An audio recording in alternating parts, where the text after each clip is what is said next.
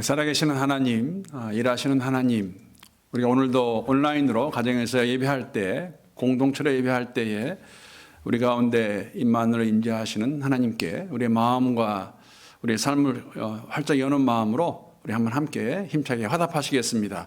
할렐루야. 가정에서도 하셨으리라 믿습니다. 저희가 2달 전부터 갈라디아서를 함께 살펴보고 있습니다. 갈라디아서는 그 갈라디아라는 지역에 사도 바울이 써서 보낸 편지를 의미하고 있습니다. 갈라디아서 1장 2절 말씀 보게 되면 나와 함께 있는 모든 믿음의 식구와 더불어 갈라디아에 있는 여러 교회에 이 편지를 씁니다. 보시는 것 같이 우리가 알 수 있는 것 같이 갈라디아는 지역을 가리키는 지명입니다. 사도행전 14장을 보게 되면 사도 바울이 일행과 함께 1차 전도 여행 중에서 복음을 전했던 이고니온이라든지 루스드라, 더베와 같은 도시가 있던 지역의 이름이 갈라디아였습니다. 바울이 그곳에서 복음을 전했고 복음을 들은 사람들이 함께 교회를 세웠고 시작하게 되었는데 그곳에 있는 교회들에게, 성도들에게 쓴 편지가 갈라디아서입니다. 복음 전하는 사역을 마치고 사도 바울은 돌아왔지만 그곳 지역의 상황을 사도 바울이 듣게 됩니다. 들은 내용 가운데에서 성도들이 잘못된 가르침, 바울이 전해준 복음과는 다른 복음을 듣고 즉 유대주의를 주장하는 그러한 거짓 교사들에게 미혹되어서 잘못된 길로 가고 있다는 그러한 이야기를 듣고 사도 바울이 편지를 쓰게 되었는데 이들이 가르치고 있던 다른 복음, 바울이 전한 복음과는 완전히 다른 변질된 잘못된 복음이었습니다. 그래서 내용을 보게 되면 사도 바울이 가르쳤던, 전파했던, 선포했던 복음이 어떤 복음인가 설명해 주고 있는데 우리 한 군데만 오늘 새롭게 찾아보겠습니다. 다시 한번 보도록 하겠습니다. 갈라디아서 1장 11절, 12절 말씀입니다. 바울이 전한 복음입니다. 형제자매 여러분, 내가 여러분에게 밝혀드립니다. 내가 전한 복음은 사람에게서 비롯된 것이 아닙니다. 그 복음은 내가 사람에게서 받은 것도 아니요 배운 것도 아니요 예수 그리스도의 나타나심으로 받은 것입니다. 다메섹으로 가는 도상에서 부활하신 주님께서 나타나셔서 먼저 찾아와 주셔서 보여주시고 믿게 한 그 복음, 십자가의 복음이 바른 복음, 사도 바울이 갈라디아에서 선포했던 복음입니다. 십자가에 매달려 죽으심으로 모든 사람을 속량해 주심으로 더 이상 율법 아래 있지 않는다는 그러한 복음, 성령의 일하심 가운데 전적으로 하나님의 은혜로 얻은 생명의 복음입니다.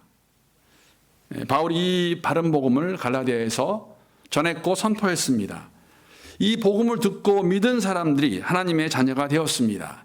여러분, 이 엄청난 사건을 지난주 함께 말씀을 나누면서 천지개벽과 같다고 이렇게 말씀을 드렸는데 여러분 기억나시는지 모르겠습니다. 갈라디아서 4장 6절 말씀 보게 되면 세 번역으로 제가 한번 읽어보겠습니다. 그런데 여러분은 자녀이므로 하나님께서 그 아들의 영을 우리의 마음에 보내주셔서 우리가 하나님을 아빠, 아버지라고 부를 수 있게 하셨습니다. 여러분, 유대인들이 지난주에 말씀을 드린 것 같이 성경을 읽을 때, 구약을 읽을 때 야훼라는 그러한 단어가 나오면 그들은 읽지 않았습니다. 아마 읽을 수 없다고 말하는 것이 맞을 것입니다. 그냥 눈으로 그 단어를 확인하고 이게 스킵해가는, 넘어가는 그러한 유대인들의 관습. 왜냐하면 창조주 하나님, 위대하시고 전지전능하신 그 하나님의 이름을 감히 그들이 어떻게 부를 수 있을까 하면서 이름조차도 부를 수 없었던 그러한 유대인들에게 사도 바울이 전해주는 복음을 듣고 예수를 믿음으로써 이제는 예수 안에서 아빠, 아버지라고 부를 수 있는 엄청난 복과 특권을 그들이 받았다고 말씀해 주었습니다. 그리스도 안에서 하나님의 자녀가 되어서 아빠, 아버지라고 부를 수 있는 것 어떻게 천지개벽이 아닐 수 있겠습니까? 엄청난 일이었습니다. 이러한 관계에서, 이러한 새로운 관계에서 참 자유를 누리고 있던 그들이 너무나도 빨리 다른 유혹에 유혹되어, 다른 복음에 유혹되어서 넘어가는 것을 보고 사도 바울이 놀라며 실망하며 안타까운 마음으로 그들을 책망했습니다. 그런데 오늘은 약간 톤이 바뀝니다. 어떻게 알 수 있냐면 그들이 부른 호칭에서 이러한 분위기를 우리가 감지할 수 있는 것이죠. 형제들아, 형제 자매들아, 형제 자매 여러분, 상당히 가깝고 친밀한 느낌이 든다는 걸 우리가 느낄 수 있는 것이죠. 여러분, 이 갈라디아 교회 성도들을 형제라고 부를 수 있는 근거가 무엇이 있을까? 복음 안에서, 그리스도 예수 안에서 한 하나님을 아버지라고 부르고 있는 것, 한 자녀가 된 것을 우리에게 보여주고 있기 때문입니다. 조금 전에 읽은 말씀과 같이 또 동일하게 갈라디아서 3장 26절 말씀 보게 되면 이렇게 기록하고 있습니다. 여러분은 모두 그의 그 믿음으로 말미암아 그리스도 예수 안에서 하나님의 자녀들입니다. 예수 믿는 사람들을 잡기 위해서, 핍박하기 위해서 다메섹으로 가다가 만난, 먼저 찾아와서 생명을 주셔서 예수를 믿게 된, 사도로 세움을 받은 사도 바울이나 그 사도의 사명을 가지고 바울이 갈라디아에 가서 전해진 복음을 듣고 예수를 믿게 된 갈라디아 성도들이나 모두 예수 안에서 한 가족임을, 동일한 하나님을 아버지라 부르는 한 자녀임을, 형제 자매가 된 것을 저희들이 보여주고 있습니다. 여러분, 이렇게 그리스도 예수 안에서 한 가족이 된, 지금 갈라디아 교회 성도들의 상황을 듣고 남몰라라 할 수 없는 상황에서 그들에게 편지를 쓰고 있는 사도 바울의 마음, 또 다른 곳에서 우리가 함께 발견할 수가 있는데, 좋은 예가 있다면 고린도 교회 성도들에게 보낸 편지에서도 저희들이 그것을 확인할 수가 있습니다. 고린도전서 1장 2절 말씀 제가 세 번역으로 읽겠습니다. 고린도에 있는 하나님의 교회에 이 편지를 씁니다. 그리스도 예수 안에서 거룩하여지고 성도로 부르심을 받은 여러분에게 문안드립니다. 또 각 처에서 우리 주 예수 그리스도의 이름을 부르는 모든 이들에게도 아울러 문안드립니다. 예수 그리스도는 이 사람들의 주님이시며 우리의 주님이십니다. 우리가 너무나 잘 알고 있는 것 같이, 또 제가 2주 전에도 잠깐 말씀을 드린 것 같이 고린도 교회는 정말 문제가 많은 교회였습니다. 문제가 많은 교회, 대표적으로 우리가 꼽을 수 있는 교회라고 말할 수 있겠습니다. 문제가 많은 걸 또 알 수 있는 증거가 있다면, 객관적인 증거가 있다면 고린도 후서도 있다는 것이고, 우리가 우리에게 전해오진 않지만은 또 다른 편지를 썼음을 우리가 알 수 있는 것이죠. 어쨌든 간에, 그러나 이렇게 문제가 있는 교회 성도들을 향해서 이 문제 많은 사람들에게도 그들이 너희는 세상과 구별되어 거룩하다 칭함받은 성도라고 그를 부르면서 나아가는 것을 볼 수가 있습니다. 갈라디아 교회 문제를 듣고 편지를 쓰고 있는 바울의 마음도 동일합니다. 사실 한편으로는 여러분, 바울은 자신의 일을 다 했다고 말할 수도 있을 것입니다. 그는 가서 복음을 전했고 그 복음을 들은 사람들이 교회를 시작했고, 이제는 사도 바울은 그곳에 있지도 아니합니다. 그러나 몸은 곳에 있지 않지만 그러한 이야기를 들었을 때, 문제를 들었을 때에 더 이상 개입하지 않아도 되지만은, 그러나 한 가족의 멤버로서, 복음 공동체 지체로서 그들의 신앙 여정에 개입하는 것을 저희들이 볼 수가 있고, 그들이 한 가족이기 때문에 사도 바울이 그것을 알고 인정하는 가운데 그들에게 나아가는 것을 저희들이 볼 수가 있습니다. 목회자의 마음이라고도 말할 수 있을 것 같습니다. 그들을 권면하고 책망하고 설명하고 설득하는 사도 바울의 목회자의 마음을 볼 수도 있습니다. 사실 이 부분에서 저는 큰 도전이 되었음을 고백하게 됩니다.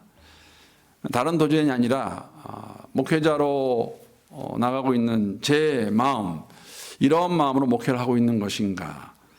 여러분, 본문 12절에서 오늘 함께 교독한 12절 말씀 보게 되면 사도 바울은 갈라디아 교회 성도들에게 자신과 같이 되라고 그렇게 권면합니다. 말하고 있는데, 과연 저는 우리 매번 하나님께 성도들에게 이런 말을 할 수 있을까 하는 생각을 해보았습니다.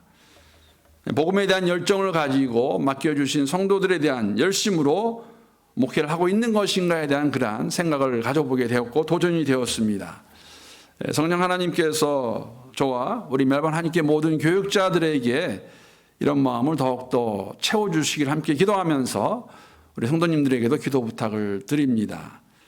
사실 여러분, 이러한 기도 부탁이 필요한 것은, 이러한 관계를 유지할 수 있어야 되는 것이 정말 필요하다는 것은 오늘 본문을 통해서도 우리가 엿볼 수 있는 것이죠. 왜냐하면 지금 사도 바울과 갈라디아 성도들의 관계가 변해 있는 것을 우리가 알 수가 있다는 것입니다. 분명한 것은 편지를 쓰기 전에 그들의 관계는 정말 가깝고 애틋한 사이였습니다. 오늘 15절 말씀을 통해서 우리가 그것을 확인할 수가 있는데 15절 말씀 보게 되면 너희의 복이 지금 어디 있느냐? 내가 너희에게 증언하노니 너희가 할 수만 있었더라면 너희의 눈이라도 빼어서 나에게 주었으리라. 우리가 알 수 있는 것은 사도 바울에게 어떤 육체의 약함 또는 육신의 질병이 있었던 것 같습니다. 사실 이 부분에 대해서는 오늘 이 15절 바로 전 13절, 14절을 통해서 사도 바울이 이렇게 고백합니다. 13절, 14절 말씀 보게 되면 내가 처음에 육체의 약함으로 말미암아 너희에게 복음을 전한 것을 너희가 아는 바라. 너희를 시험하는 것이 내 육체에 있으되 이것을 너희가 업신여기지도 아니하며 버리지도 아니하며 오직 나를 하나님의 천사와 같이 또는 그리스도 예수와 같이 영접하였도다. 사도 바울이 갈라디아에서 복음을 전했을 때 육체의 약함이 있었는데 물론 그것이 무엇이었는지 분명하게 알 수는 없지만은 분명한 것은 이것으로 인하여서 사도 바울에게 어려움이 있었는데 그 어려움조차도 복음을 전하는데 도움이 되었다는 걸 저희가 알 수가 있고 사실 이 사도 바울의 육신의 약함에 대해서는 사도 바울이 스스로 고린도후서 12장 7절에 보게 되면 이렇게 설명하고 있습니다. 고린도후서 12장 7절 말씀 제가 세 번역으로 읽어보겠습니다. 내가 받은 엄청난 계시들 때문에 사람들이 나를 과대평가할지도 모릅니다. 그러므로 내가 교만하게 되지 않도록 하나님께서 내 몸에 가시를 주었습니다라고 이렇게 고백하고 있는 것이죠. 사실 바울은 잘 알고 있었던 것 같습니다. 주님께서 복음의 진보를 위해서 그에게 주신 그를 통해 하신 엄청난 성령의 역사가 있었다는 것을 우리가 짐작할 수 있는 것이죠. 사실 사람들이 이것을 과대평가해서 사도 바울이 교만하게 될까 하여서 하나님께서 그의 몸에 가시, 육체의 질병, 어려움을 주신 것을 알 수가 있습니다. 사실 많이 힘들었던 것 같습니다. 그래서 그 바로 다음 8절 9절을 보게 되면 이렇게 사도 바울이 고백합니다. 이 질병, 이 육신의 가시, 나는 이것을 내게서 떠나가게 해달라고 주님께 3번이나 간청하였습니다. 그러나 주님께서는 내게 이렇게 말씀하셨습니다. 내 은혜가 내게 족하다. 내 능력은 약한 데서 완전하게 된다. 그러므로 그리스도의 능력이 내게 머무르게 하기 위하여 나는 더욱더 기쁜 마음으로 내 약점들을 자랑하려고 합니다. 바울이 말한 이 가시가 과연 무엇일까? 여러분 이걸 헬라 원어로 보게 되면은 그 뜻은 스콜롭스라는 그런 단어인데 아주 예리한 것을 지칭하는 단어입니다. 예를 들면 말뚝이나 낚시용 갈고리 같은 것을 의미할 때 쓰던 단어가 이 단어였습니다. 성경학자들이 이것을 가지고 바울이 가지고 있던 육체적인 질병 아무래도 이 눈과 관련되어 있는 그러한 병이 아니었을까 생각하는데 사실 15절에서 여러분 우리가 알 수 있는 것이죠. 내 눈이라도 빼어서 그들이 눈이라도 빼어주기 원했던 그러한 관계 아마 사도 바울에게는 사물을 잘 보지 못하는 그러한 눈의 질병이 있었던 것 같습니다.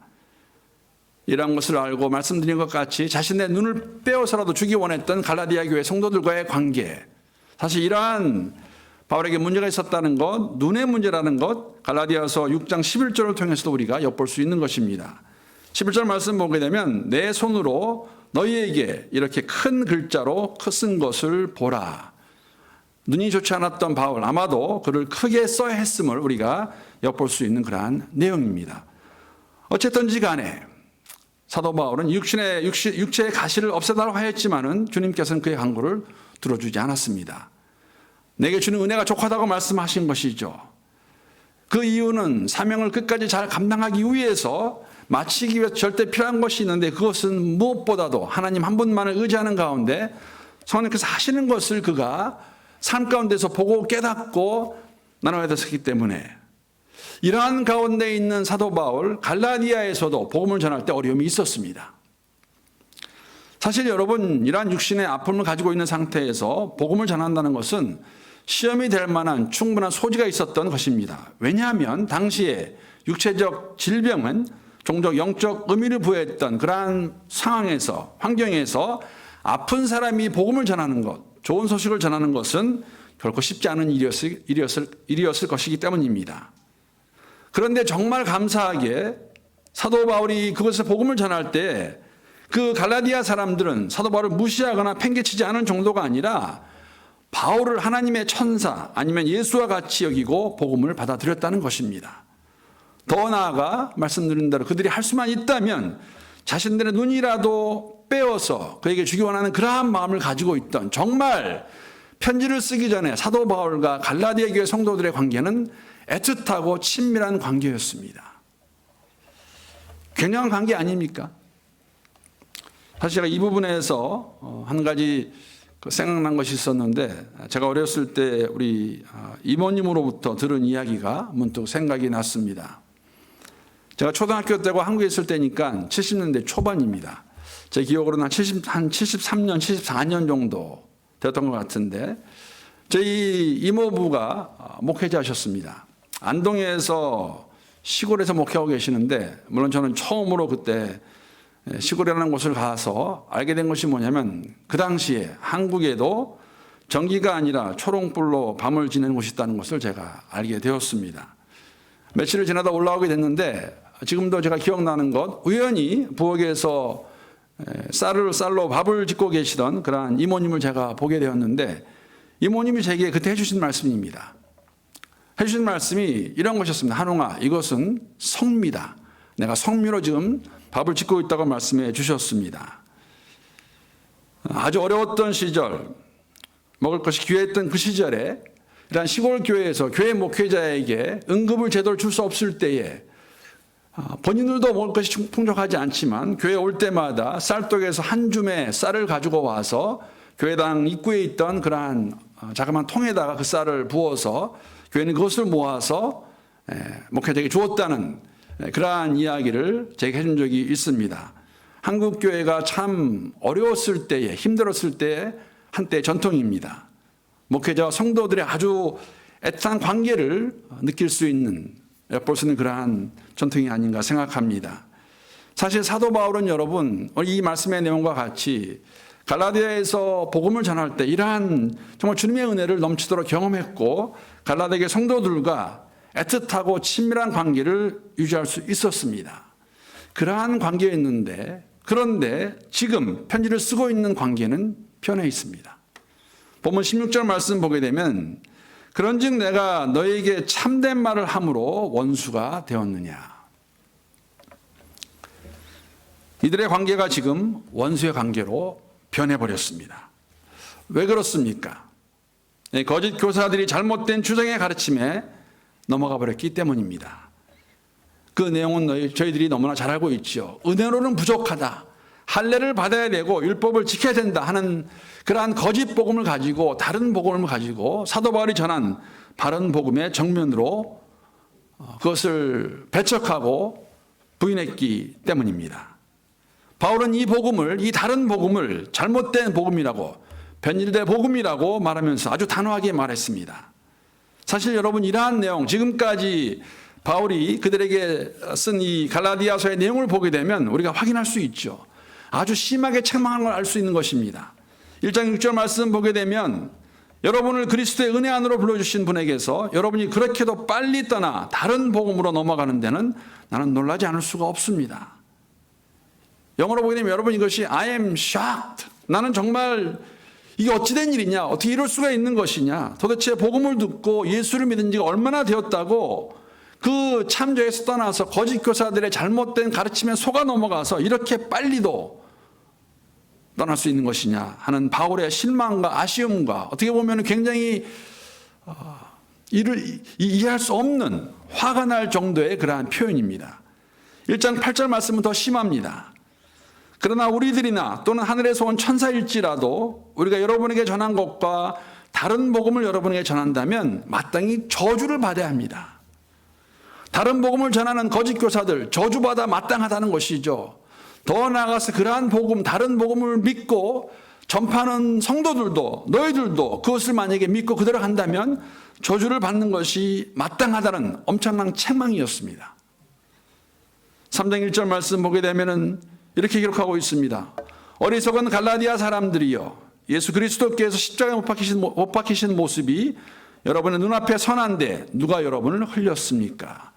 이러한 그들의 행동이 얼마나 어리석은 것인가를 낱낱이 아주 원색적으로 들춰내고 책망하고 다시 한번 설득하는 그러한 모습을 저희들이 볼 수가 있습니다. 이러한 것들로 인해서 애틋하고 친밀하고 그러한 관계가 이제는 원수의 관계로 변해버렸는데 그 주범은 다른 것이 아니라 갈라디아 교회에 침투해온 거짓 교사들의 다른 복음이었습니다. 사실 여러분 오늘 본문을 보게 되면 사도 바울은 이들의 목적이 무엇인지 왜 이러한 거짓된 것으로 성도들 미혹하고 있는지 저희들에게 분명히 말씀해 주고 있습니다. 17절 말씀 보게 되면 위에서 내가 말한 사람들이 이 내가 말한 사람들은 거짓 교사들입니다. 침투해온 거짓 형제들입니다.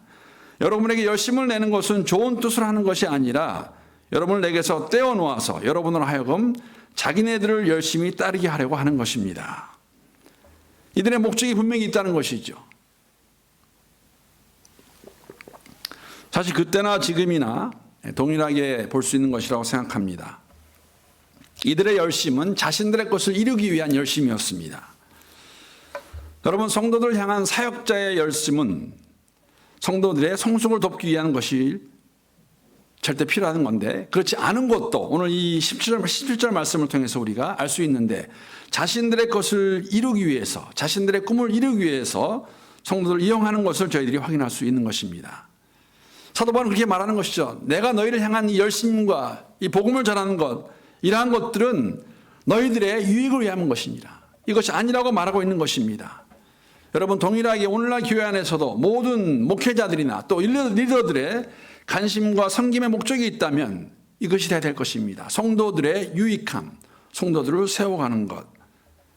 사도 바울의 이런 열심, 어떤 열심이었나? 다시 톤을 바꿔서 오늘 본문 19절 말씀 보게 되면 이렇게 그들을 설득합니다. 그렇게 나아갑니다. 무엇을 할 것인가 말해주고 있습니다. 19절 말씀 보게 되면 나의 자녀 여러분, 나는 여러분 속에 그리스도의 형상이 이루어지기까지 다시 해산의 고통을 겪습니다. 사실 바울에게 있어서 갈라디아 교회 성도들은 믿음에서 난 자녀들과 같았습니다. 복음으로 그들을 낳았습니다. 그런데 지금 듣는 이야기는 그들의 상황은 그들이 회심 이전에 해산 이전에 모습으로 돌아가라 한다는 말을 듣고 다시 해산하는 고통을 감수하겠다고 말하고 있는 것입니다. 마다하지 않겠다. 언제까지? 너희 안에서 그래서 형상이 이루어지기까지 이 고통을 다시 감수하겠다고 어머니가 자녀를 향한 그러한 사랑의 마음으로 그들에게 전하고 있는 것이죠. 여러분 그들을 책망한 것도 견고한 것도 오늘 다시 한번 형제 자매의 입장에서 형제 자매로서 어머니와 같은 마음으로 그들에게 다가가는 것은 그의 목적은 오직 하나입니다. 그들이 그리스도 예수 안에서 복음 안에서 바로 세워져서 그리스도 형상이 이루어지기까지 그 일을 감당하겠다고 말하는 것 저희들에게 보여주고 있는 것입니다. 물론 그가 갈라디아를 그 지역을 방문해서 직접 대면하고 그들과 자신의 전한 복음을 변론하고 바로 세워주면 좋겠지만 세울 수 있으면 좋겠지만 상황이 그럴 수 없는 상황에서 편지를 써보내면서 너희들이 받은 이 복음 그리스도 예수 왜 이것을 떠나서 다시 율법으로 돌아가려 하느냐 해산의 고통을 가지고 어머니의 마음으로 자녀를 향한 그 마음을 가지고 그들이 온전히 세워질 때까지 이 일을 감당하겠다고 오늘 보여주고 있는 것 저희들이 알 수가 있습니다. 이러한 모든 것이 복음 안에서 그리스도 예수 안에서 비록 몸은 떨어져 있지만 복음 공동체 지체로서 함께 이 일을 이뤄가기 원하는 그러한 마음을 저희들에게 보여주고 있습니다. 사랑하는 성도 여러분, 복음 공동체는 하나님을 아빠, 아버지라 부르기에 서로를 형제 자매라고 부르는 사람들의 공동체입니다. 여러분 복음 공동체는 진리신 그리스도 예수의 형상을 이뤄가는 여정을 함께 걸어가는 그러한 공동체입니다. 복음 공동체는 이 형상을 이루기까지 포기하지 않고 서로를 위해서 권면하고 책망할 수 있는 그러한 공동체가 복음 공동체입니다. 여러분 이것도 제게는 큰 도전이 됩니다. 얼마나 맡겨주신 성도들을 향해서 우리 리더들은 교회의 지체들을 향해서 이러한 마음을 가지고 해산하는 그러한 마음의 자세로 그리스도의 형상이 이루어지기까지 끝까지 포기하지 않고 나가고 있는 것인가? 여러분 쉽지 않지요. 육신의 몸을 입고 있는 저희들이기 때문에 실망하고 좌절되고 어떤 경우에는 이거 꼭 해야 되는 것인가 하는 마음이 들 때도 있습니다. 그러나 사도 바울의 갈라디아 교회 성도를 향한 그 모습을 보면서 다시 한번 우리가 새롭게 거듭나는 가운데 복음 공동체 예수 안에서 저희들을 한 형제 자매로 삼아 주셨고 한 하나님을 아버지라 부를 수 있도록 은혜를 허락하셨습니다. 우리 멜번 한인교회는 예수 공동체이고 복음 공동체입니다. 특히 어렵고 힘든 시기에 우리가 함께 볼 수는 없지만 아마 어쩌면 이런 시간에 더욱더 기도할 수 있는 것이 아닌가. 우리가 시간을 내어서 함께 리치하는 가운데 그들에게 다가가는 가운데 위에 기도하고 있으면 알려주고 서로에게 힘을 실어주고 격려하고 또 도전할 수 있는 그러한 공동체. 이러한 사도 바울의 갈라디아 교회를 향한 성도들의 그 마음이 그 소리가 우리 귀에 들려서 새롭게 거듭날 수 있는 새롭게 거듭나서 복음 공동체로 이 어려운 시기를 잘 걸어가고 더욱더 그리스도의 모습을 함께 이뤄가는 그러한 교회가 될 수 있기를 주님의 이름으로 축복합니다.